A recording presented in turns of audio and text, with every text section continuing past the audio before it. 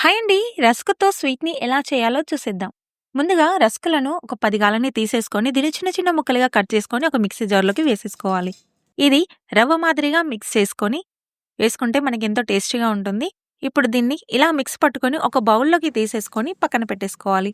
ఇప్పుడు స్టవ్ మీద కడాయి పెట్టి 2 స్పూన్ల వరకి నెయ్యి వేసేసుకొని దీంట్లోకి జీడిపప్పు, బాదం పప్పులు వేసి దోరగా వేయించుకొని పక్కన పెట్టేసుకోవాలి. ఇవి వేయించుకున్న తర్వాత కిస్మిస్‌లను కూడా వేసి వీటిని కూడా వేయించుకొని పక్కన పెట్టేసుకోవాలి. ఇప్పుడు దీంట్లోకి ఇంకొక 1 స్పూన్ నెయ్యిని వేసేసుకొని మనం ముందుగా మిక్స్ చేసి పెట్టుకున్న రస్క్ పొడిని దీంట్లో వేసుకొని గోధుమ రంగు వచ్చేంత వరకు వేయించుకోవాలి.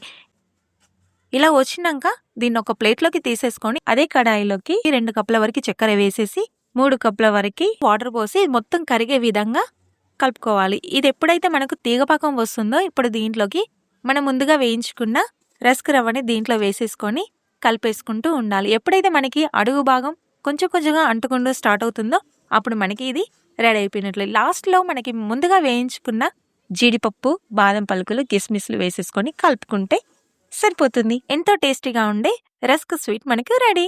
మీరు ఈ విధంగా ఒకసారి ట్రై చేసి చూడండి. చిన్నపిల్లలు కూడా ఎంతో ఇష్టంగా తింటారు. మరి మీకు పూర్తి వీడియో కావాలనుకుంటే నా ఛానల్లో చూసేయండి. Thank you for watching.